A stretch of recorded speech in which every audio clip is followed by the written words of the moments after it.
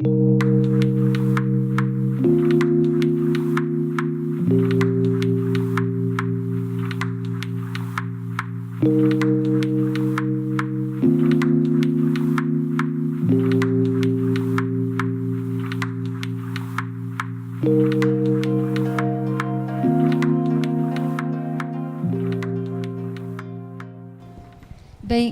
eu gostaria de agradecer imensamente a presença do Judiciário nesse evento de procuradores, porque é importante essa proximidade. Nós já trouxemos aqui o Tribunal de Contas, estamos trazendo o Judiciário, porque muitas vezes uma parte não entende as angústias da outra.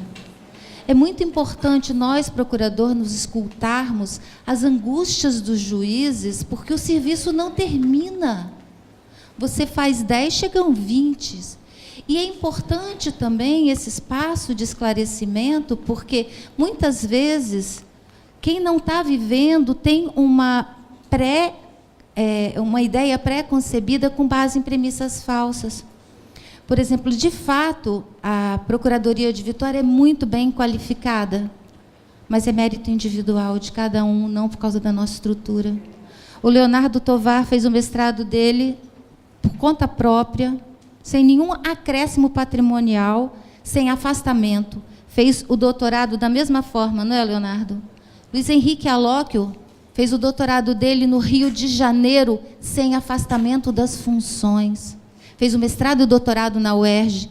Então, nós temos a Cristiane Mendonça, nós temos vários colegas que fizeram mestrado e doutorado do seu próprio bolso, sem nenhum custeio da Procuradoria de Vitória, sem nenhuma diminuição na carga de trabalho. E uma outra coisa que me causou espécie, na época que o doutor Fábio foi colega nosso, né, já tem muito tempo, nós tínhamos nos nossos quadros 30 procuradores. Quando a Constituição começou, qual foi o seu dado no aumento da judicialização? Eram 500 mil processos há 30 anos atrás. Há 17 anos atrás, nós éramos em 30.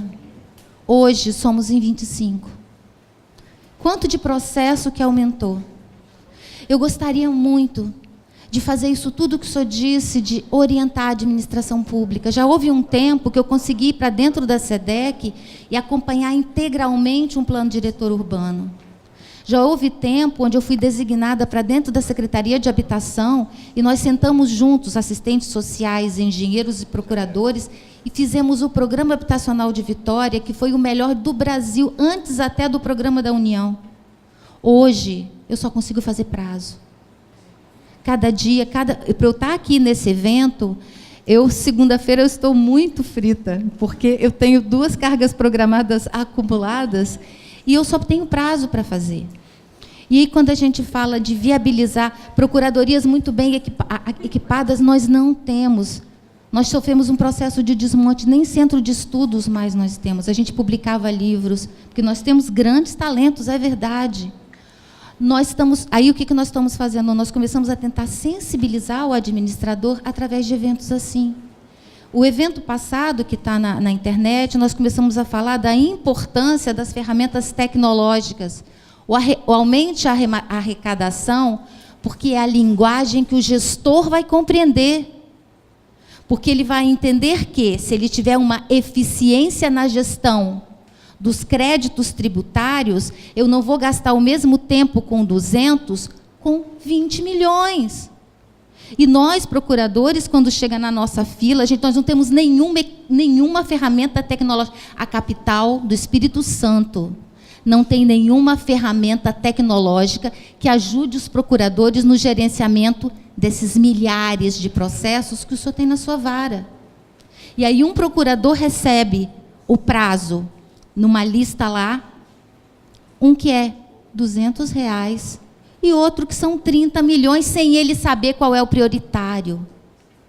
Então, quando eu vou trabalhar as ferramentas tecnológicas, eu vou otimizar o trabalho, eu vou reunir os mesmos temas, vou reunir as mesmas teses, ferramentas que hoje o judiciário já está começando a ter.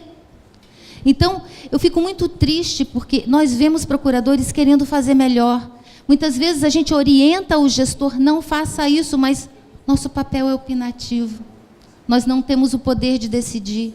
E no meio disso tudo, que foi uma das palestras que a gente teve aqui, tem o órgão controlador que quer simplesmente propor ação de improbidade em algo que ele eventualmente não concorde. Então, se você faz uma tese jurídica inovadora para viabilizar a desjudicialização, o atendimento do verdadeiro interesse público, você é punido.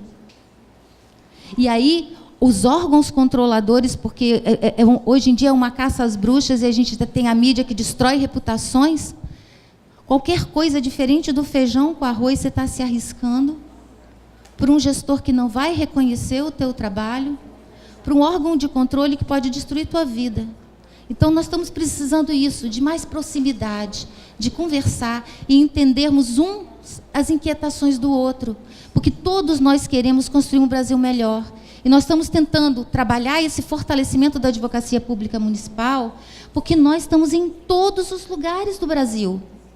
Os procuradores municipais podem, se a gente conseguir isso que ele deseja, que eu também desejo, participar efetivamente da elaboração das políticas públicas, ajudar a discutir o orçamento, porque nós estamos... o próprio plano diretor urbano diz que as deliberações têm que estar previstas no orçamento. Nunca estão, e ninguém nunca pergunta para a Procuradoria na hora de fazer a elaboração de orçamento. As normas, o gestor, ele é servo da Constituição, e a Constituição disse quais são as prioridades. Nós não sabemos. Muitas vezes a gente tem que fazer defesa judicial dizendo não tem dinheiro, e chega no final do ano o prefeito fala que sobrou. É complicado. Então, e muitas vezes, às vezes o juiz quer ajudar e ele trabalha na microjustiça, e quando eu junto várias microjustiças, eu atrapalho a própria política. Então, nós estamos tentando ajudar esse país a melhorar. E eu agradeço imensamente o carinho da presença de todos vocês, porque a gente vai conseguir fazer isso com maior proximidade, com maior diálogo, porque queremos a mesma coisa. E eu gostaria de agradecer muito a presença de todos. E o ministro, ele, assim, é uma das pessoas mais cativantes que eu conheço, e nós, procuradores municipais, já tivemos a oportunidade de tê-lo falando no nosso Congresso Nacional. E ele acabou de me perguntar quanto tempo eu tenho. Eu tenho todo o tempo do mundo. Ele tem o dom da oratória. E quando termina, a gente quer mais. Então, por favor, ministro, a palavra é sua.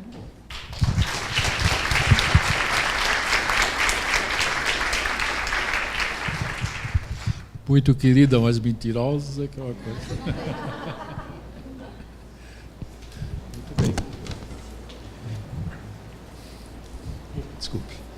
É um prazer para mim estar novamente aqui conversando com vocês, em Vitória, Espírito Santo. E a propósito, posso pegar esse microfone ou quero? Faz? Passa. Quero. Eu passo. Obrigadíssimo. E a propósito da afirmação dos que me antecederam aqui, na fala, que eu cumprimento desde já, os cumprimento desde já, eu faço uma pergunta. É um evento de procuradores municipais. La Graça, tudo bem, querida? E eu faço uma pergunta para vocês. Se eu colocar numa correspondência assim, uma carta para vocês, para cada um de vocês, Brasil, Rua 15, o carteiro vai achar? Brasil, Rua 15, 15 de novembro? Não vai achar. Se colocar assim, Espírito Santo, Rua 15 de novembro, não vai encontrar. Mas se eu colocar assim, Vitória, Rua 15 de novembro, vai achar. Se eu colocar a melhor cidade do mundo, que é Timbó, Santa Catarina, vai achar na hora, Rua 15 de novembro. Então, nós vivemos, senhoras e senhores procuradores dos municípios, nós vivemos no município, nós não vivemos no Brasil, no país e nem no Estado. Nós vivemos no município.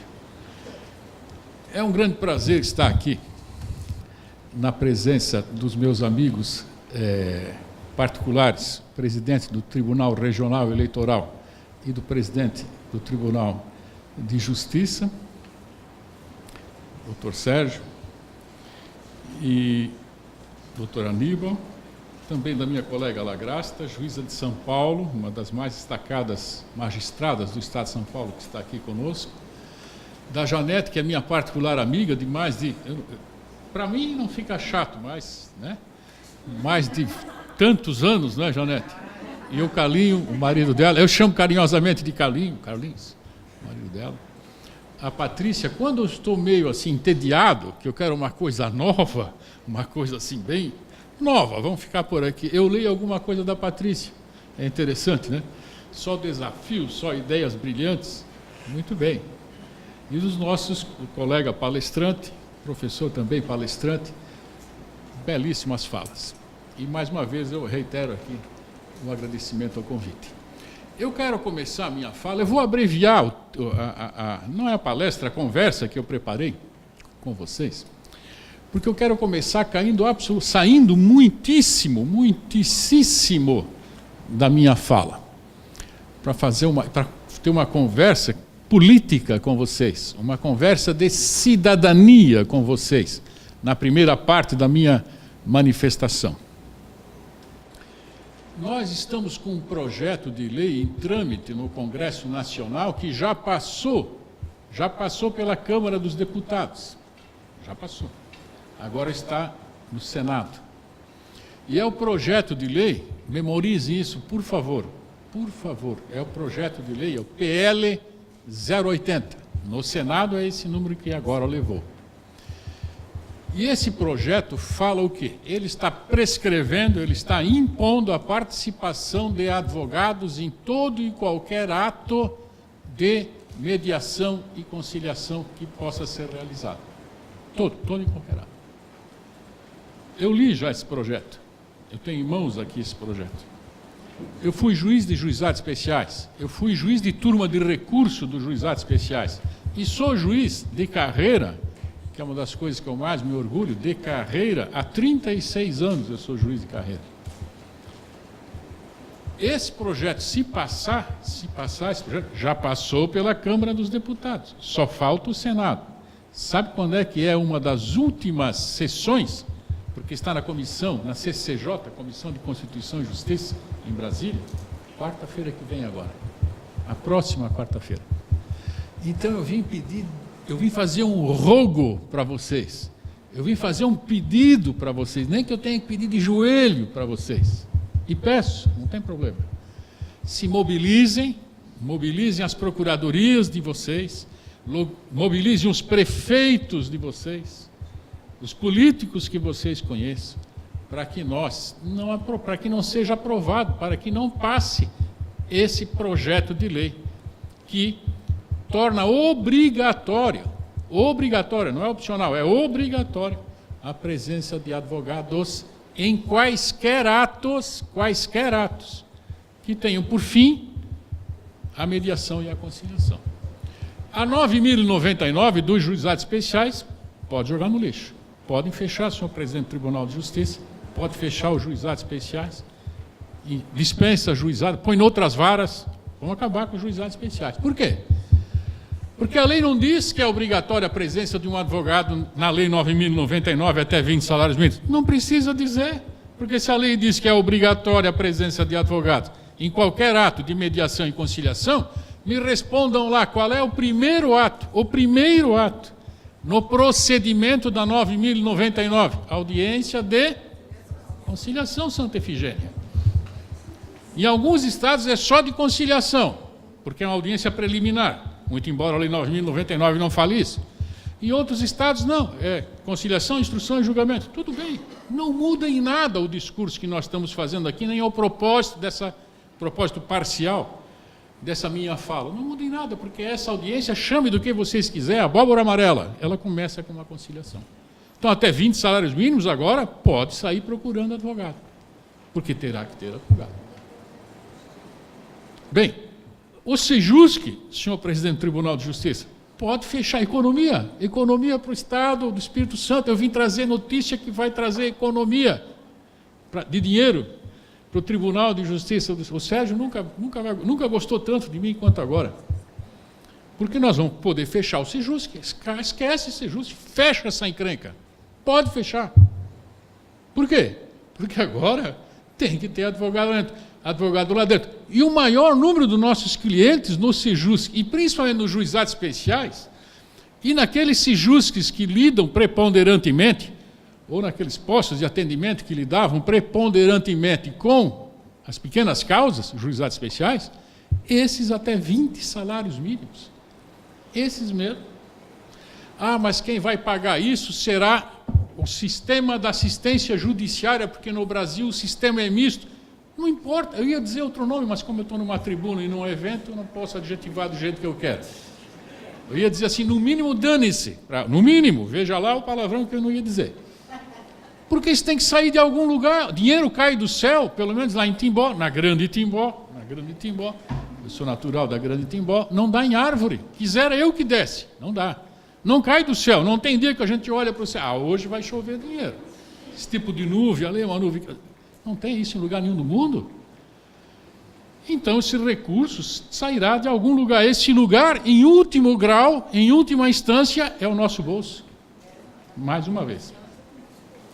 Então, eu sei que não estava programada essa fala, mas eu encareço a vocês, encareço. Eu estou falando com procuradores, procuradoras, procuradores dos municípios, que têm contato direto com o prefeito, e o prefeito na máquina política partidária é uma das engrenagens principais. Não é o senador, não é o deputado federal. O deputado estadual e o prefeitão, porque é o prefeitão que lida com o povo, que é o carro-chefe do voto, da campanha, é o prefeito. Então agora, pelo amor de Deus, os senhores emparedem os seus prefeitos. Eu sei que está sendo gravada essa fala, não tem problema nenhum. E levem essa fala para onde vocês bem quiserem, não tem problema nenhum. Não é?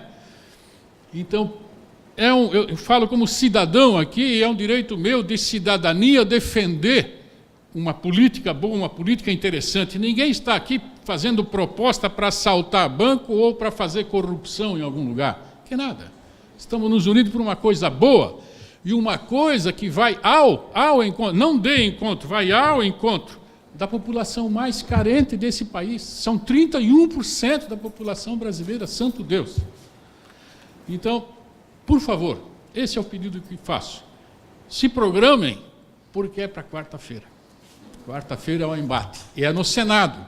Nós temos que bater as portas dos senadores dos nossos estados. Por favor. Muito bem. À vontade de ficar falando disso a tarde inteira, mas... Bem. Manda logo, toque bala. Toque bala. Mande, faça isso. Põe o meu nome junto, por favor. Bem, procuradores municipais, né? Aqui foi falado também nessa aparente contradição de princípios, a mediação com os interesses e a gestão dos interesses públicos. A indisponibilidade do interesse público, muito comentado aqui, nas duas falas que eu ouvi aqui já, algum dos colegas tocou nisso. Olha lá, o enunciado 256, isso aqui é o Fórum dos Processualistas do Brasil. Fazenda Pública pode celebrar negócio jurídico processual. São duas coisas boas que estão contidas no mesmo enunciado. O primeiro é o negócio processual, que é aquela novidade do artigo 170 do Código de Processo Civil. Não é? E é acompanhado já por uma previsão muito antiga do Código Tributário Nacional, já, que previa indiretamente isso há muitos anos já. Não é? Então está bem novidade, não tem nenhuma aí. São as propostas de reflexão da minha fala hoje aqui. Porque nós temos, como o colega magistrado aqui do Espírito Santo que nos antecedeu falou, nós temos uma linha muito cinzenta, onde até vai a autorização de vocês, procuradores municipais, para fazer o acordo ou não. Não falo em execução fiscal, cujo acordo é parcelar a dívida. Não falo nisso. Falo em demandas que não sejam tão óbvio assim o propósito da demanda, que não seja tão nítida na lei, não nítido no processo. No processo sempre é, ou quase sempre é, mas não tão nítida na lei. Vocês enfrentam dificuldades e correm o risco de amanhã ou depois ser responsabilizados por um ato da maior boa vontade que vocês adotaram. Não é? E aí é um risco. Bem, então fica esse enunciado. Esse enunciado é bom. Vamos lá? Vamos trabalhar? Não quer trabalhar. Não é possível. Será que eu mexi em alguma coisa aqui?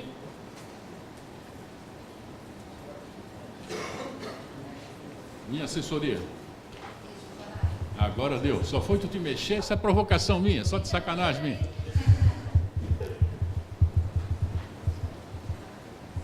São os dados, ó, Conselho Nacional de Justiça. Hoje em dia, quase 115 milhões de ações nós temos. Somos 210 milhões de habitantes. Em tese, nós temos mais de uma ação por cada habitante, por cada um habitante. Porque na jurisdição contenciosa, precisa ter um autor e um réu. Na voluntária, não. Nem tem autor nem réu, mas pode ser uma parte só. Não é? Um interessado só. Mas na contenciosa tem que ter, no mínimo, 2. Então, se dividir 110, multiplica 110 por 2, já dá mais do que a população brasileira. Então, nós temos mais de um processo para cada cidadão no Brasil. É um belo número. Quando você fala isso fora do Brasil, a turma acha que nós estamos mentindo. Eu, de vez em quando, faço umas conversas lá na Universidade de Coimbra, em Lisboa. Não sou professor lá, sou convidado, né? Depois já se arrependeram de ter me convidado, mas eu continuo insistindo. Então, eu levo agora uma certidão, por Deus do céu, eu levo uma certidão carimbada aqui do meu cartório, da minha diretoria, melhor dizendo. Cartório é termo antigo, né? Agora é diretoria. E mostro para o professor Canotilho, que foi meu professor lá em Portugal, Direito Constitucional, ele só com a certidão acreditou, depois de me conhecer um mês, sabia que eu sou um mentiroso, né? Só com a certidão. Ele ficou impressionado, esse volume de processos que nós temos no Brasil. Olha lá, 30 milhões de processos entram a cada ano no Brasil, a média, novos, processos novos, 29,1, 29 milhões mais 100 mil. Só que nós, os melhores juízes do mundo, dá licença, deixa eu, melhor juiz do mundo, nós conseguimos julgar 30 milhões, e aquilo que o Léo, né, o Leonardo? Ansel. Leonardo é o nosso colega lá da ponta.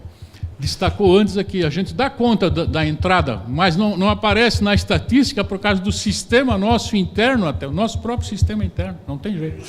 Porque o processo não termina quando o juiz dá sentença. Depois da sentença vem o quê? Via de regra, vem o cumprimento de sentença. Então o processo não terminou nem em termos estatísticos. Olha ali, ó. Processo em estoque. Não vamos dar ano por ano, mas veja a proporção. Né? Processos baixados. Olha a proporção, olha como se trabalha, como se produz. Tu vai bater uma foto minha? Não é possível. Vai te arrepender depois. Opa, agora passei. Passei o principal slide da minha fala, meu Deus do céu. Que é aquela... Ó, até o slide quer correr de mim. Ó. Deixa eu ver. Estou com dificuldade aqui. Onde é que eu miro aqui? Tu vai passar para mim? Não é possível. Olha lá, ó. Congestionamento. A Justiça do Trabalho é a mais rápida, tem que ser também, porque o que se discute ali é comida, não é dinheiro. Na Justiça do Trabalho, o que as pessoas vêm buscar é comida, é remédio, é salário. Com salário eu compro o quê? Comida de preferência, comida, roupa, dinheiro, segurança para minha família. E para quem ganha um pouquinho mais, aí compra carro, compra título no clube, compra vestido novo para a mulher, né? Essas coisas todas. Terno novo para o maridão, né? Vamos lá, então. Olha aí, ó, esse é o slide que eu prefiro, de todos os 300 slides que eu trouxe para vocês. Não é 300, não, estou brincando, não saiam correndo, já. Né? Mas olha aí, ó, a nossa produção, 7,2 por dia útil. Por dia útil, um juiz brasileiro, em média, produz 7 sentenças. Eu convido qualquer um de vocês aqui, menos a Lagrasta, porque daí eu vou apanhar, ela produz muito mais do que eu, né? Menos a Janete, que trabalha aqui nem uma doida, mas eu chamo, eu quero, vão lá para o meu fórum, vem lá comigo, ficar um dia, uma semana lá comigo, um dia comigo, para ver o que é você fazer 3, não é 7,2, 3 sentenças de mérito. Aqui estão os despachos com carga decisória, as decisões e a sentença, não estão os despachos de mero expediente, não estão. Então, aqui é só deliberação com carga decisória, seja definitiva ou transitória, mas definitiva. Eu convido vocês, para vocês me acompanhar lá no fórum, o que é fazer 3 sentenças de mérito, em um único dia. Olha, é difícil. É muito complicado. 3, 7. É a maior média do mundo. Se o critério for só produtividade, nós somos os juízes melhores do mundo. Se o critério for produtividade. Se o critério for não sei qualquer outro, de repente nós somos os piores juízes do mundo. Mas se o critério for produtividade, ninguém nos bate. No mundo inteiro, ninguém nos bate. É um número interessante. Troque. Pode passar adiante. Aí alguns juízes de outros países. Estadão de São Paulo. Isso aí é uma grande verdade. O país dos paradoxos. Tem os juízes... É o Estadão que falou. Os juízes mais produtivos do mundo e o judiciário mais moroso e assoberbado do planeta. É uma contradição e é verdade. Adiante. Capelletti, né? Os altos custos. Essa conversa é antiga. Vamos adiante. Também, vamos para as vias alternativas. Aqui é um depoimento, foi uma fala da ministra Ellen Grace. A ministra Ellen Grace eu tenho lá no meu altar, é viva ainda, mas eu tenho no meu altar. Assim, eu acho que é a mulher mais inteligente do mundo. Meu Deus do céu, eu admiro, eu sou fãzão de carteirinha dela. Ela que bolou, na verdade, o movimento pela conciliação, ela que trouxe para o Brasil, tentou institucionalizou o que mais tarde virou a Resolução 125. Uma das pessoas, não uma mulher, uma das pessoas com uma grande visão, antenadíssima. Adiante. Aqui o embate de novo, né? A cultura da paz. Então, hoje também foi dito isso. E o colega aqui, magistrado, também falou, ninguém está querendo acabar com a justiça. Quando a gente fala defendendo a mediação, ninguém está falando mal do Poder Judiciário, das procuradorias, da advocacia. Não, ninguém quer saber disso, não é isso.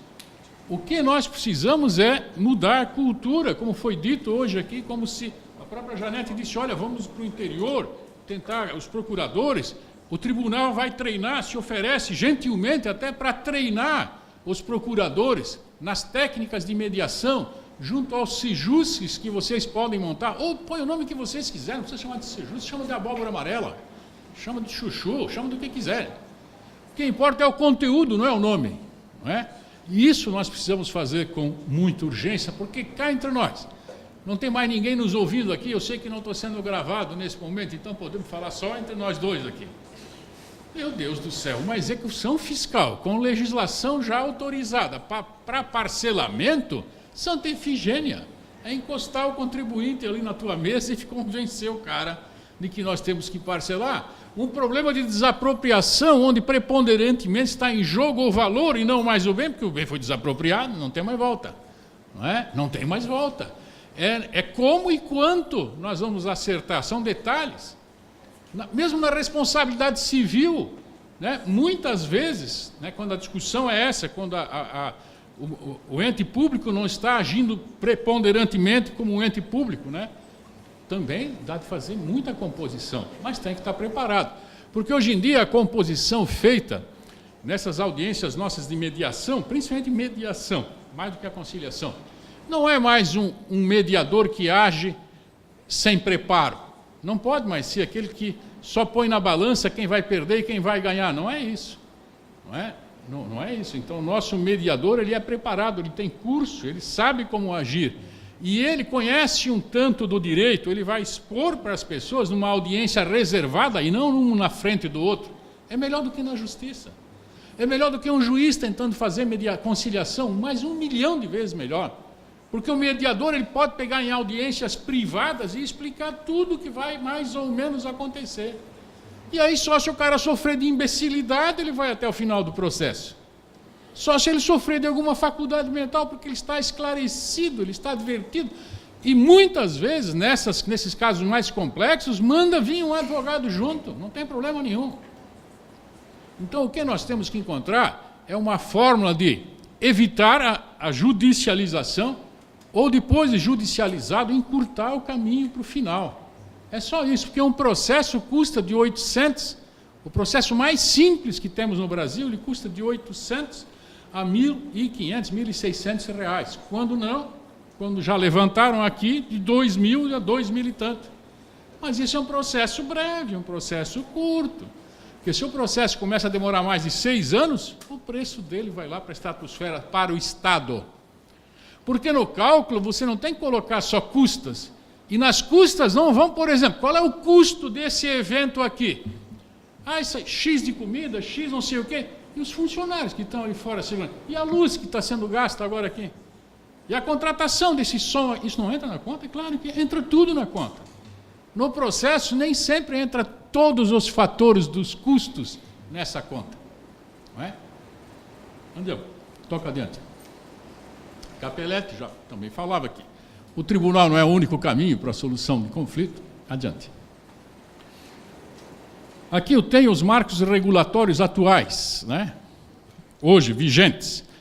Até pouquíssimo tempo atrás não tínhamos nada, nenhuma resolução do Conselho Nacional de Justiça. Era no peito a mesma coisa. Hoje não, hoje eu venho aqui confortavelmente falar, estou subsidiado, estou amparado em leis. Até alguns anos atrás, não. Adiante. Aqui a saudosa professora Ada Pellegrini Grinovo, isso é interessante, ó, ela diz que essas 3 leis formam um microsistema legislativo sobre mediação e conciliação. É interessante. Adiante. E a nossa nova mentalidade, ela está dentro do Código de Processo Civil, lá nos artigos que trazem fundamentos, trazem os princípios do Código de Processo Civil. Então, é um princípio do Código de Processo Civil. Ele manda o juiz, promotor, expresso, estimula, né? Olha lá, ó, conflitos que devem ser estimulados.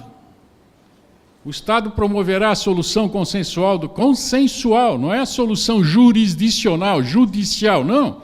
Consensual, que deve, o termo é deve, não é pode, é deve. Então, Deus é uma imposição ditada pelo legislador. Se fosse um ditador que fizesse essa afirmação, mas não é, são os deputados que nós elegemos, então isso é um consenso, é um comando de consenso. Belíssimo esse comando. Não falta mais nada agora, santo Deus. Só falta uma coisa, que realmente não é muito importante, é a vontade política. Ou mais vontade política, mais do que nós já temos. Falta isso. Eu tenho como, eu posso, e será que eu quero fazer isso? Adiante. Quem quiser atirar pedra, por favor, deixe só para o finalzinho, para tirar pedra no finalzinho, porque eu tenho dificuldade para correr, tá? Eu uso bengala e tal. Um diagnóstico das procuradorias municipais. Vocês pensam que eu não estou de olho em vocês? Vocês pensam, olha aí, ó. Eu estou de olho em vocês, só estou acompanhando aí.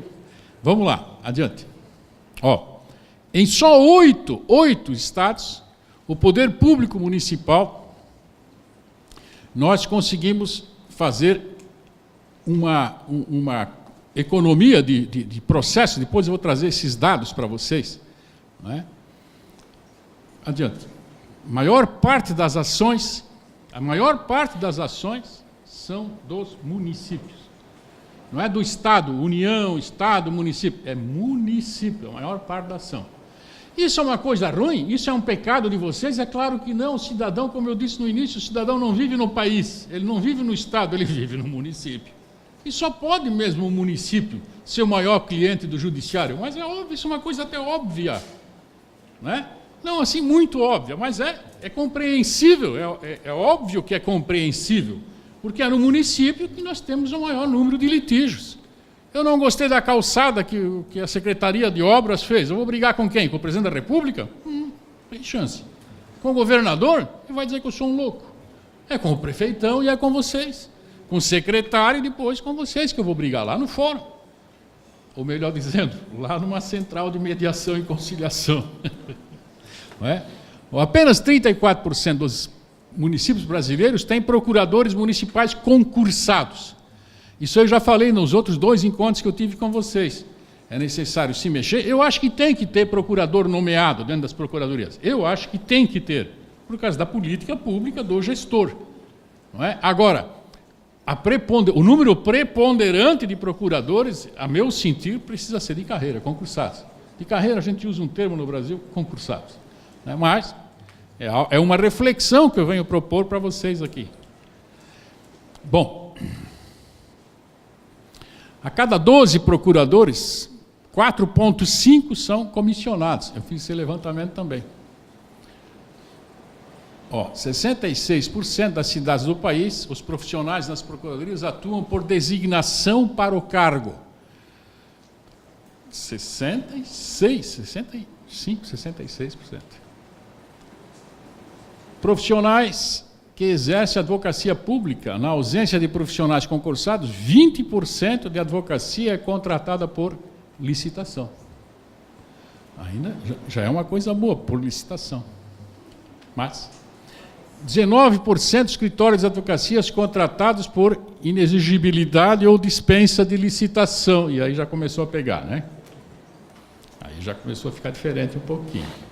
Vê que tem dois critérios.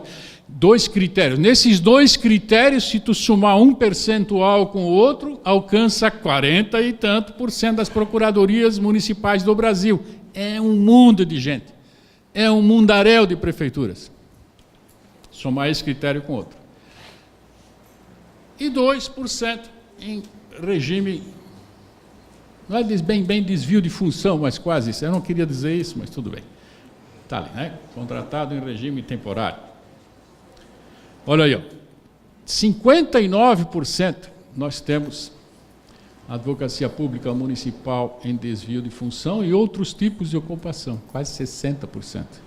Isso aí é bom avisar para o chefe grande da turma aí, que é o prefeito, que isso pode dar responsabilidade fiscal. E ninguém está muito preocupado com isso não, né? Eu estou falando mais baixinho que é para não gravar essa parte, entende? Me ajude lá. Agora é contigo. Há vezes que eu acho que é por aqui, há vezes que é por lá. Tu está de sacanagem comigo, mas tudo bem. Bem, desenvolver uma política pública na composição. Então, aqui são reflexões que eu proponho para vocês. Isso aqui são reflexões. Adotar um sistema misto, como a Defensoria Pública. A Defensoria Pública tem no país um sistema misto. Vocês já viram isso, né? A Defensoria Pública veio para atender a assistência judiciária. Não tem nada a ver com as procuradorias municipais. Eu sei, eu só estou citando a Defensoria Pública como um modelo a ser seguido ou não. Vocês aqui devem saber. Então, no Brasil, como nós não temos dinheiro de botar a Defensoria Pública para substituir em 100% a assistência judiciária, nós, não é por um motivo ideológico, por um motivo de falta de dinheiro. Nós temos até hoje, na assistência judiciária dos advogados e as defensorias públicas, porque nós não temos como ter dinheiro para contratar e concursar só defensores públicos. Então, no modelo nosso também, das procuradorias, é um modelo a ser seguido. Ou preponderantemente concursados, como é o que está acontecendo, ou, aliás, como deveria ser o que está acontecendo, ou somente os concursados, só concursados. Eu não sou muito a favor da última opção ali, somente concursados. Mas é uma reflexão que eu trago para vocês num evento nacional dos procuradores municipais. Reflitam sobre isso. Porque quem vai construir o futuro das procuradorias de vocês é Deus, né? Ele fala todo dia com vocês. Não é Deus. Eu já falei da outra vez isso para vocês. São vocês. Quem vai determinar o que vai ser do amanhã, da vida profissional de vocês e da procuradoria de vocês, são vocês. Não é mais ninguém. Deus nem está aí para a gente, ele tem muita coisa muito mais séria para resolver. Claro que ele está, mas eu digo, ele tem muita coisa muito mais séria para resolver. Tomara, né? Tomara. Bem, hipótese em que particulares figuram em um dos polos, tanto na disputa interna como nas disputas entre particulares, né? São os meios autocompositivos na administração pública. Já temos isso.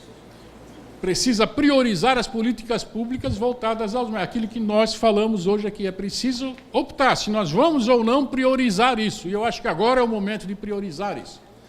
E eu acho até que vocês têm que aproveitar, porque esse é o momento que está se travando essa grande discussão. Quando eu falo esse momento, são anos. Já faz 2, 3 anos, e essa discussão aqui vai durar, pode escrever o que eu estou dizendo aí, vai durar mais uns 4, 5 anos. Depois isso tudo bem se acomoda, ou nós vamos ter conseguido superar e implementar aquilo que seria o ideal, né? Em tese o ideal. O ideal num país democrático é fruto do consenso, é a vontade da maioria. Mas não é a vontade da minoria, em nenhum lugar do mundo. Não é a vontade do cidadão que ficou de braço cruzado em casa, sentando-lhe a lenha no sistema. Isso não adianta nada. Isso só aumenta e é a frustração nossa. Criticar sem fazer nada só aumenta a frustração. O melhor é calar a boca e ir para a briga. O melhor é calar a boca e ir para a briga. Vamos embora. Não é? E quem vai construir o futuro nosso somos nós, não é mais ninguém, não. Bem, a transação traz recursos financeiros ao município e créditos de difícil percepção, porque estão lá no judiciário. Atende aos princípios da administração pública, foi comentado hoje isso aqui. Princípio constitucional, acesso à justiça, princípios meramente autorizativos de interposição de ações por um mecanismo de alcance de soluções qualificadas e eficazes. Então, são as duas realidades que se confrontam. Incorpora valores, né? Não resolver só pela via judicial, já foi falado isso muito hoje aqui também. É cabido, portanto, sopesar e harmonizar esses valores. Isso quem fará somos nós. Nós, quando eu digo, é aproximar. Foi dito isso hoje, olha, nos dois momentos das duas falas aqui, valeu a pena. Eu ouvi isso dos dois palestrantes que me antecederam. Porque quem estabelece como são as coisas, eu insisto, somos nós. Serão os advogados, os promotores, o juiz, depois os tribunais estaduais ou regionais, depois os tribunais superiores. O nome disso é nós. É nós que vamos estabelecer isso. Depois que o legislador faz a lei, via de regra, quem fala o que é a lei somos nós, os operadores do direito. Nós não podemos dizer que uma lei que diz que 2 mais 2 são 4, dizer que essa lei está dizendo que 2 mais 2 são 20. Isso não existe. Não é? Então, dentro dos calibres da lei, dentro dos limites da lei, dentro do tipo de interpretação que você dá, faça uma interpretação positiva, construtiva, que venha ao encontro do bom senso, do interesse geral das pessoas, da cidadania. É isso que todos nós pretendemos, é só isso. E dentro desse propósito, é óbvio que nós seremos exitosos se nós empreendermos uma boa luta. É claro que sim, não há dúvida nenhuma. Não tem como ter outra realidade. Se você está bem intencionado, sai de casa todos os dias para trabalhar com força, bem intencionado, como é que tu vai chegar em algum ponto negativo? Não dá. Eu não estou falando de ser rico ou ser pobre, estou falando de ser bem-sucedido, é uma coisa diferente. Então nós é que vamos construir a verdadeira interpretação dessas normas que estão aí e que foram construídas por políticos que nós elegemos. Se for preciso, vamos rever uma outra coisa. Então, sopesar e harmonizar esses valores constitucionais junto com os princípios da administração pública e junto, obviamente, da realidade das populações e da cidadania. Aqui eu trago alguns princípios da gestão, aqui da mediação, quase todos eles estão conexos, a possibilidade da utilização dos meios consensuais frente ao poder público. Então, aqui temos as leis autorizando, aqui não é lei que fala sobre mediação, não. Aqui eu dou os artigos dentro das leis que falam exatamente sobre essa possibilidade de nós usarmos a mediação e a conciliação junto da administração pública, onde estiver presente o Estado. Estado é União, Estado e município. Então, autorizadíssimo por artigos específicos de lei. Então, a interrogação não é mais tão grande assim como era 3 anos atrás, antes do novo Código de Processo Civil e antes da Lei 13.140. Não estou falando de 13, nem de 30, estou falando de 3 anos atrás. 3 anos atrás. Então, muita coisa melhorou e muito.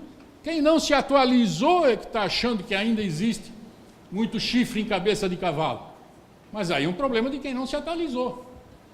Porque hoje nós temos leis que expressamente autorizam, só o limite não está bem definido. E até bom que não esteja, que nos dá mais autonomia.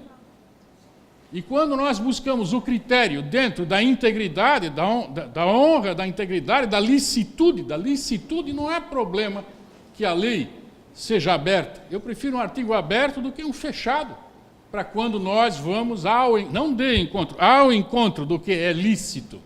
É melhor ainda. Mas tem que estar preparado para construir isso. Senão, vai achar que é dificílimo. É competente, competência dos juizados especiais, da Fazenda Pública, lá, competência expressamente em lei, conciliar e julgar as causas. Conciliar e julgar as causas. Interesse está ali expressamente. 174, criarão câmaras de mediação. Se o Estado, se a lei está dizendo que é para criar câmaras, santo Deus, que é para fazer mediação e conciliação, será que esse Estado, então, proíbe que se faça conciliação? Mas ele está dizendo, tem que criar câmara para fazer conciliação e mediação. Então, eu acho meio estranho alguém dizer que ainda esse Estado não quer, não viabiliza. Está aí, está expresso, está escrito, Santa Efigênia. Né? Então, entre órgãos, entidades da administração direta com competência para a viabilidade dos pedidos. Então, dentro desses órgãos é que nós temos que ter vocês, pessoas preparadas, que estão preparadas para dizer até onde vai o limite dessa liberdade. E para certas coisas, vocês me desculpem, nem é necessário conhecer profundamente a lei. É necessário ter um pouquinho de bom senso. O meu avô, que era um colono lá do interior, que plantava arroz e domava cavalo e não tinha nem o primário, bom senso ele tinha. Então, é limites que a gente precisa conhecer, limites, sentir os limites. Sentir os limites. Porque a lei está nos autorizando a fazer isso. Não falta lei nenhuma. O que falta, talvez, seja uma lei mais precisa para estabelecer limites mais nítidos. Mas eu tenho a impressão de que isso foi uma vontade do nosso legislador, fazer artigos abertos. Foi uma vontade. E aí nós temos um conflito de ideais, um conflito de condutas, um conflito de aspirações, de ideologia. Ideologicamente, o João é mais aberto e admite que aí quem estiver investido dessa função possa exercer essa função com uma determinada liberdade.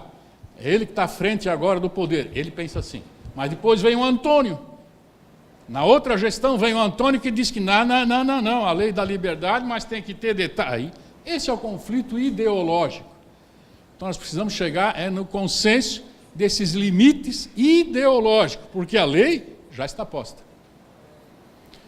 Mediação acerca de direitos disponíveis ou indisponíveis, que admitam transação. Disponíveis ou indisponíveis, que admitam transação. Então, disponíveis ou indisponíveis, no artigo 3º da 13.140, é preciso, é fechado. Está aí. E duas palavrinhas depois ele abre. O artigo é fechado até uma dada altura e depois ele abre. Porque ele diz, temos autorização legal para fazer mediação acerca de direitos disponíveis ou indisponíveis. Puxa, que bom, mas desde que admitam transação. E aí fechou. E aí o que é desde que admitem transação? O que é desde que admitem transação? Ele vai dizer que é uma coisa, a Valéria vai dizer que é outra, o Sérgio vai dizer que é outra. Isso é um artigo aberto. O limite de um artigo aberto é o bom senso e é a doutrina, e é a fundamentação, é o discurso, é a ideologia.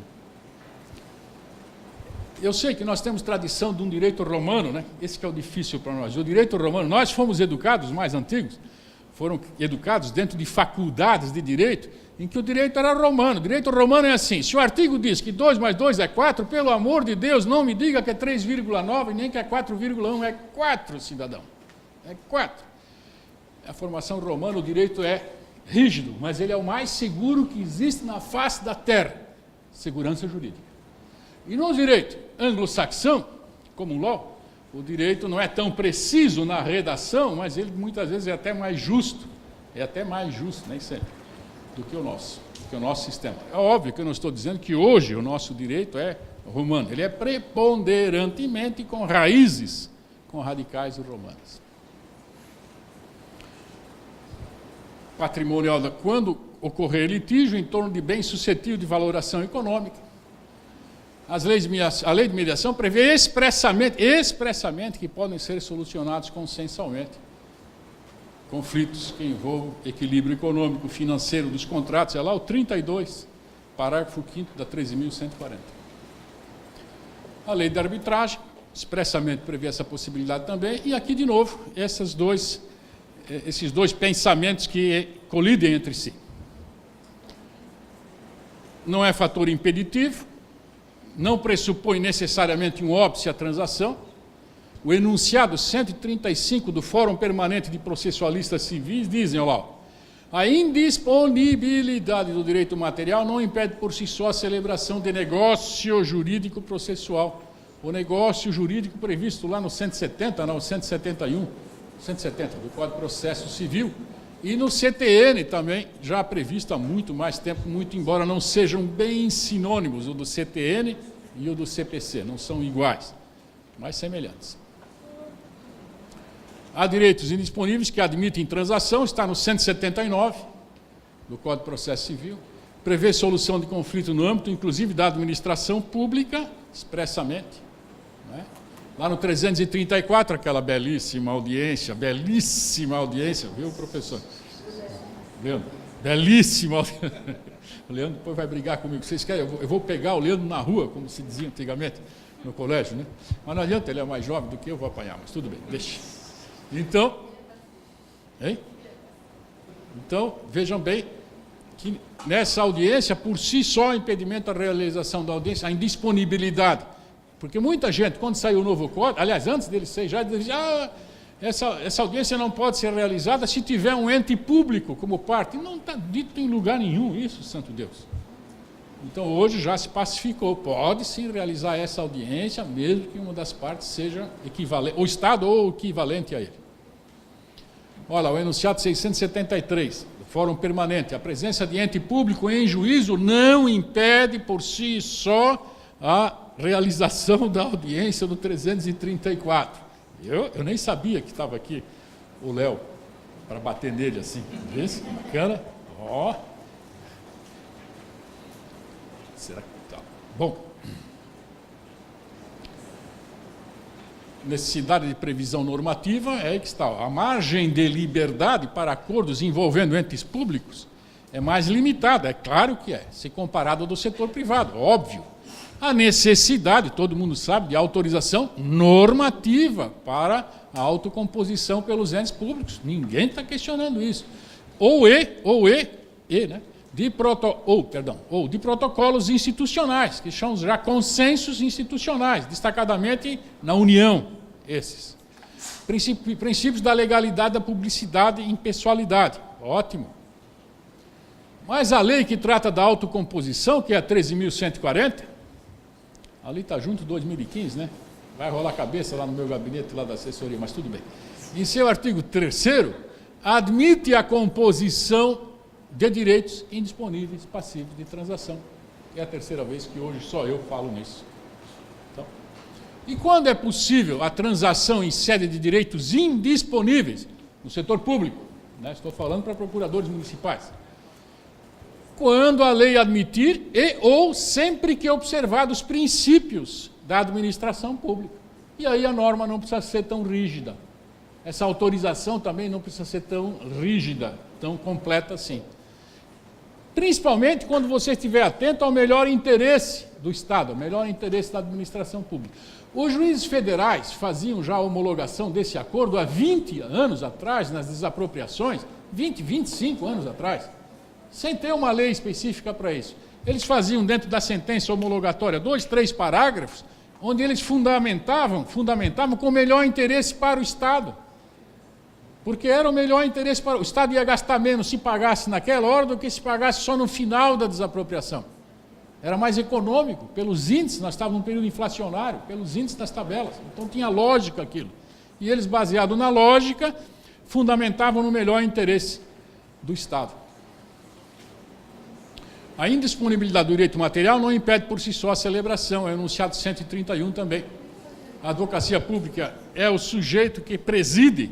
Então aqui, a Procuradoria é quem vai presidir essas audiências dentro dos sejusques, ou dentro desses polos onde vocês vão realizar essas audiências, essas atividades de mediação. Quem preside é o próprio município. Os senhores são contratados do município ou concursados pelo município. Em determinados casos, a mediação atende mais o interesse público do que litigar eternamente pelo sistema tradicional, como já falamos aí. Novos paradigmas. Né? Execuções fiscais têm sido apontadas como o principal fator da morosidade do Poder Judiciário. Vamos para números? Olha lá. Sistema multiportes, que já foi falado hoje aqui também.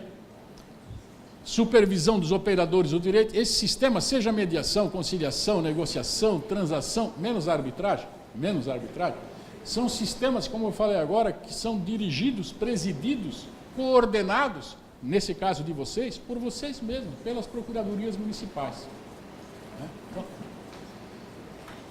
construam procedimentos mais adequados, como o professor Kazuo Watanabe falava, vocês que têm isso nas mãos. Competência das câmaras, as câmaras de resolução administrativa de conflitos, estão nos artigos, nas duas leis, no CPC e na Lei 140. E aqui, avaliar a admissibilidade dos pedidos de resolução de conflitos por meio de composição, no caso de controvérsia. Então, são vocês também, no 32, inciso 1, 2 e 3, eu não coloquei nesta ordem, mas ele admite você sopesar, você procurador municipal, fazer essa interpretação. Dirimir conflitos e promover quando couber. Esse quando couber é você que é formado nisso. Você não é um médico convidado para advogar. Você não é um engenheiro convidado para advogar. Você não é um padre que foi convidado para advogar. Não foi. Você é um advogado, um procurador. Tem formação para isso. Você é um especialista em direito. Então você tem que ter esse quando couber, não é o juiz que vai dizer. Quando couber, na primeira linha de frente, é você que vai dizer quando cabe e quando não cabe. E para isso tem que se preparar e ter coragem. Se preparar e ter coragem. Não é uma torada na Espanha. É um processo em que você tem tempo de se preparar. Leva um dia para estudar, que leve. Não é como um boi na torada que abriu a porta e você tem que enfrentar o bicho. Não é assim. Não é uma emergência como médico que você abre o cidadão, abre o peito dele, toca a mão no corpo dele ou ele morre. Não é assim. É raro na nossa área um procedimento comum, em que você tem super urgência, grande urgência. É raríssimo isso. Então você tem tempo para estudar se é quando couber, você é que vai dizer isso. E assumir o risco, é claro. Converse com o seu superior, converse com a equipe, converse com o prefeito. Mas é nós que temos que começar a definir isso. Senão os tribunais vão começar a definir isso tudo. Senão vamos deixar sempre na mão dos tribunais. Acho que não é esse. A advocacia, a arte da advocacia não é essa. Principalmente de uma procuradoria, e principalmente das procuradorias municipais. Porque eu insisto, sei que estou sendo chato, o cidadão não vive no país, nem vive no estado, ele vive no município. E aí que ele precisa muito de vocês, das procuradorias municipais. As câmaras de prevenção, o acordo realizado, o termo constituirá título extrajudicial, mas o judicial também. O 32 fala em termos extrajudicial, mas o 20, parágrafo único, diz que é título executivo judicial, se for homologado pelo juiz. E hoje, cada sejusc tem que ter um juiz designado. Falando nisso, dei uma olhada na redação que não está concluída ainda, a nova redação da resolução 219 do Conselho Nacional de Justiça. A nova feição, a resolução é antiga, mas agora a 219 sofreu uma modificação muito grande. A 219 deu autonomia ao sejusc de vara, como se fosse uma vara, uma unidade judicial. Antes era um juiz responsável pelos sejusques da comarca, agora não. É por aquele sejusque, ou por um número X, restrito, pequeno, como em São Paulo, de sejusques. Mas tem autonomia de vara. Antes o nosso sejusque ficava embaixo da escada porque não tinha mais lugar para colocar. Agora não, agora tem que ter instalações próprias, tem que ter funcionário próprio. Antes o nosso funcionário do sejusque era aquele que ninguém queria, aí empurra lá para o sejusque, que ninguém quer aquele cara trabalhando com ele. Agora não. Agora, já que não tem nenhum presidente de tribunal estadual presente aqui, né? Querida Janete, já me arrependeram de ter me convidado. Agora não, agora atente. Eu sei que a redação nem saiu, foi julgado já, isso já foi julgado no CNJ. Só que o resultado está com o ministro Toffoli, para o ministro Toffoli assinar o resultado final da redação, que é dada agora à resolução 219. Ela nem está pronta ainda. Mas a hora que sair, e já era para ter saído essa semana, parece que sairá na próxima, podem ver, nós já temos nas atas essa conclusão. O sejusc agora tem autonomia de unidade judicial, Janete. Unidade judicial. É uma grande vitória. Por Deus do céu, a hora que sair publicado isso, eu sozinho, lá em Brasília, eu acompanhado, eu vou estourar uma champanhe e tomar ela inteirinha, para comemorar. que agora é de verdade, agora equivale a uma vara, de verdade, e não por equiparação e não sei o que, é de verdade. Funcionários próprios, juiz próprio, lugar próprio, autonomia de lugar próprio e previsão orçamentária lá para o final do ano, previsão orçamentária própria. É uma grande conquista. Agora vem dizer que não cabe mais a Não. Quarta-feira, vocês, pelo amor de Deus, se organizem para nós lutar lá no Senado. Precisamos disso.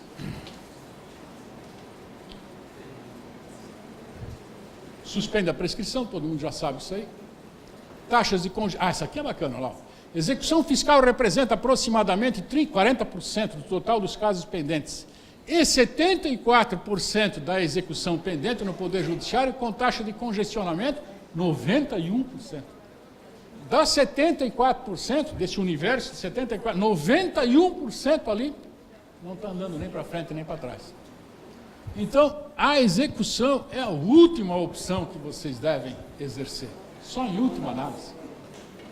Depois eu trago para vocês isso aí, esse slide aí, é terrível, é do CNJ isso aí, é do Conselho Nacional de Justiça esse número. Infelizmente, não sou eu que estou inventando esses números, infelizmente.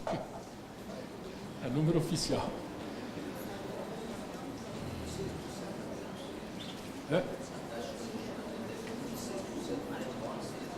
Isso.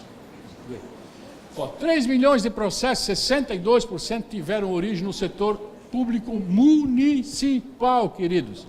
Municipal. Isso aqui é nacional. É um índice altíssimo esse. Mudança de mentalidade, né?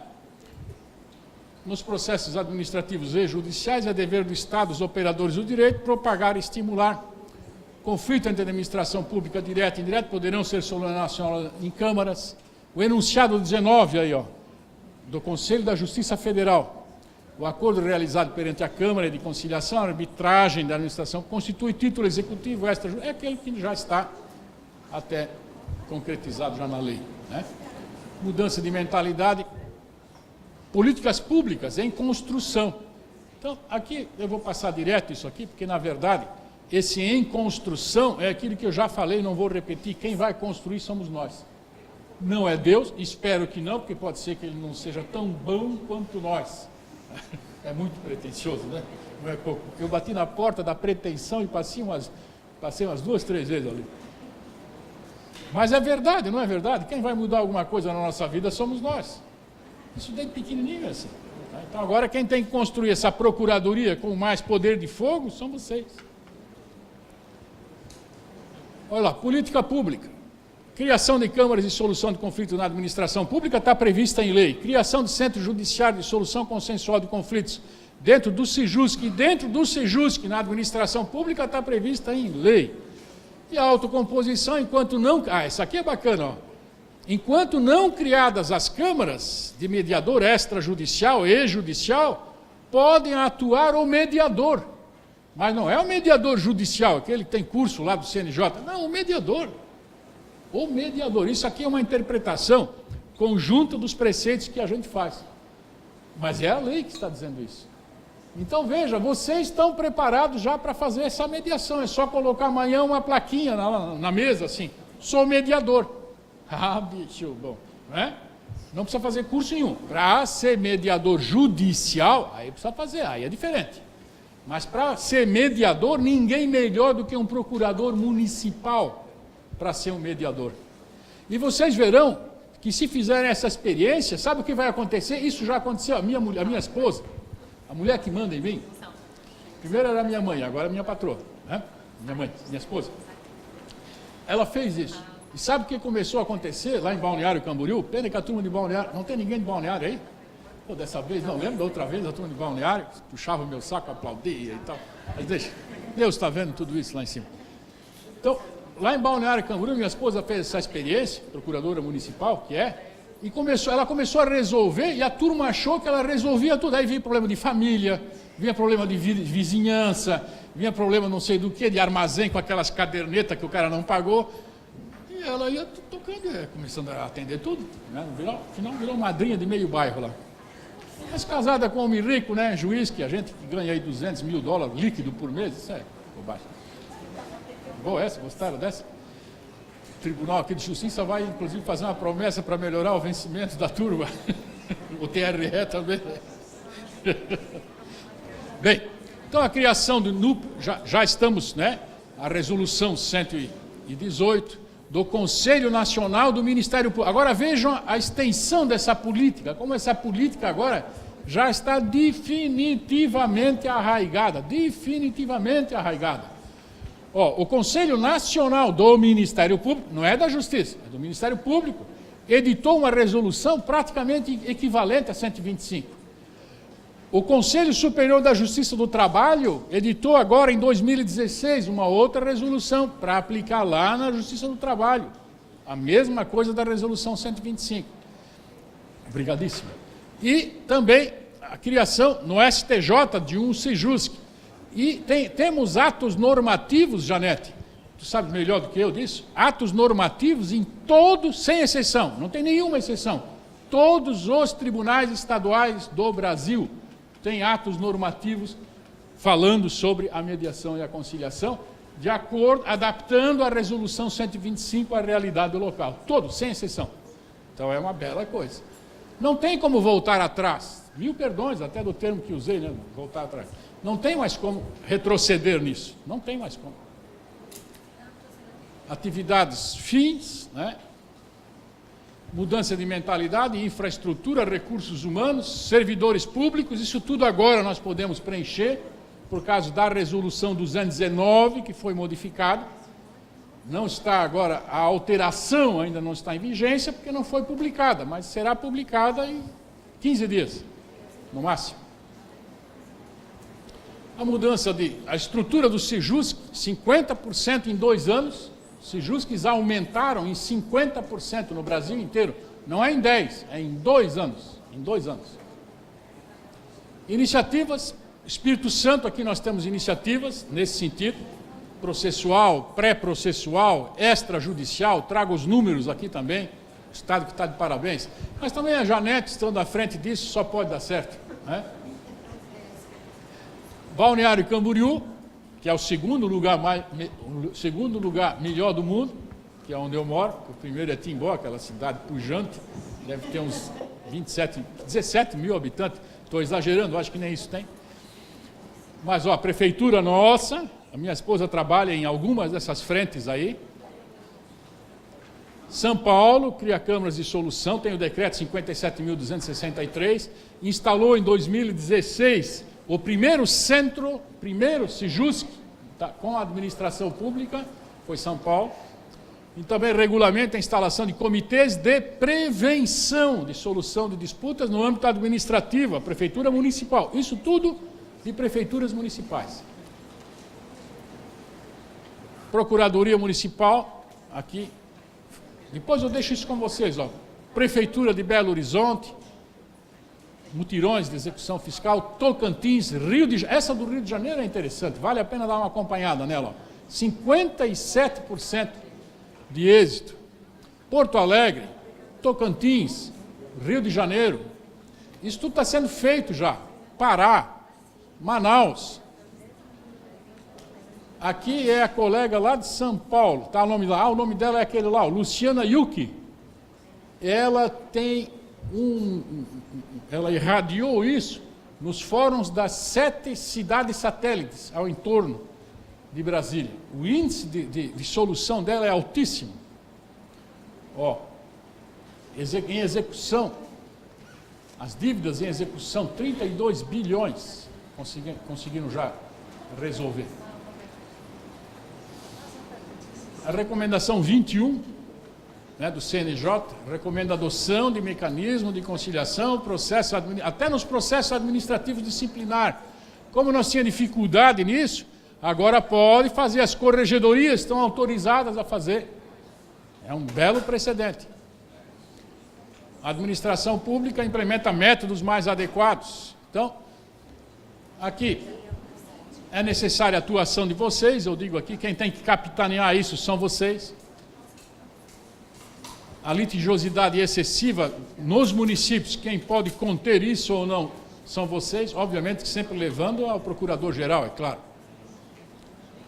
papel estratégico dos procuradores para definir o que é o melhor interesse público, porque a nossa lei não é fechada nisso, em muitas circunstâncias ela não é fechada, é aberta. Nós temos um sistema, como eu disse para vocês, que ele muitas vezes mistura sistema romano com sistema anglo-saxão, civil law com common law, na versão final, né? Formação de procuradores municipais, é preciso formá-los, sensibilização, preparação ética dos mediadores. É o anexo 3 da resolução 125, nós temos um código de ética, para quem tem dúvida, já temos um código de ética há muitos anos já. É um anexo da resolução 125, está à disposição no site do STJ. A eficiência, aqui, esse é o penúltimo slide. Há quem pergunte para mim, quando eu falo em interesse público, em gestão pública, em administração pública, em dinheiros públicos, se a corrupção é o maior problema do Brasil. Eu não sei se eu tenho razão ou não, porque muitas vezes aquilo que você acredita que deva ser, você não está dando a solução mais adequada. Mas eu vou dar, eu sei que ninguém pediu também, mas eu vou dar minha opinião quanto a isso. O maior problema no Brasil não é a corrupção. Eu não estou dizendo que não existe, claro que existe, e em todos os lugares, inclusive no judiciário, é claro, o judiciário de brasileiro. O judiciário não caiu do céu, não veio da Inglaterra, da Alemanha, do céu, aqui é nosso. E nós temos os mesmos problemas que qualquer outra instituição tem. Vocês nas procuradorias também têm, também enfrentam isso. Os mesmos problemas que qualquer outra instituição tem. Mas o maior problema que eu acho que nós temos no Brasil é a falta de eficiência. Esse carrega muito mais dinheiro do que a corrupção. E não é com roubo, e não é com desvio, é a falta de eficiência. Todo mundo bem intencionado, só que falta eficiência. Aí eu, no município, eu sou secretário de obras públicas, eu viro para o prefeito e digo assim, prefeitão, aquela rua que o senhor queria asfaltar, está asfaltada. Asfaltei faz 15 dias. Ah, sai uma festa para inaugurar a rua, e com razão, santo Deus. Poxa, uma estrada que estava há 20 anos para ser pavimentada, agora nós pavimentamos, vamos fazer festa. Aí o nosso colega lá, o secretário do saneamento, tu és o secretário de saneamento. Aí tu chega para mim, que sou o prefeitão, diz, ó, prefeito, tem uma notícia boa e uma notícia ruim para dar para vocês. Aquele dinheiro para fazer o saneamento lá daquela rua que o senhor acabou de asfaltar, prefeito, chegou agora, nós vamos ter que arrebentar metade da rua para passar os canos lá. Vamos arrebentar metade da rua. Passa os canos, depois asfalta de novo a rua. Alguém desviou algum dinheiro aqui? Nenhum. Não se roubou um centavo. Aí depois o secretário da Energia Elétrica vem dizer, ó, prefeito, tem uma notícia boa e uma ruim para dar para... Já vai falando, já vai falando. O que é? Sabe aquela rua que o senhor já asfaltou, que o senhor já abriu, que o senhor botou os canos, asfaltou de novo e arrumou tudo? Agora nós vamos ter que arrebentar as calçadas, porque nós vamos colocar postes, porque chegou o dinheiro para iluminar, para levar energia elétrica lá. De novo. De novo nós vamos estragar o que está novo, inclusive. E assim vai. Estou dando um exemplo muito do péssimo, muito do mal, né? Mas é isso. Nesse exemplo que eu estou dando, não se desviou um único centavo. Ninguém embolsou um único centavo, mas faltou eficiência. Esse é um dos grandes, eu acho que é o maior problema nosso no Brasil hoje, não é a corrupção, é a falta de eficiência. Planejamento, previsibilidade. Planejamento é a palavra-chave. Muitas vezes vence, não é o melhor, não é o mais inteligente, é aquele que realmente planejou melhor a coisa. Então, esse é o grande... Quando vocês forem mexer com a mediação, com a conciliação, nesses projetos todos dentro das procuradorias, tenham um plano, façam um planejamento, senão o prefeito não vai nem querer ouvir falar do assunto, que dirá implementar os núcleos ou as centrais, ok? E aí, eu sou muito do cafona, muito do ultrapassado, fica esse último slide, viu, esse aí.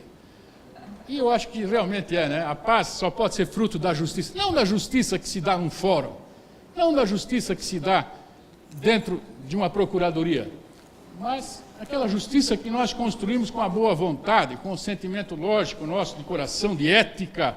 Essa é a melhor justiça que tem no mundo. Obrigadíssimo vocês por me ouvirem pela terceira vez, eu acho já, né? E eu acho que é muito importante o exemplo das procuradorias municipais. Eu volto a dizer, eu sou casado com uma procuradora municipal, né? Esse exemplo que vocês dão vai se multiplicar muito mais do que uma procuradoria federal, do que uma procuradoria estadual, porque vocês estão perto de onde as pessoas vivem e perto da indústria, perto do comércio, perto dos sindicatos. Vocês é que vão influenciar, vocês é que darão o exemplo. E nós precisamos dessa liderança de vocês, ok? Valeu, turma, muito obrigado, desculpa o incômodo mais uma vez, obrigadíssimo.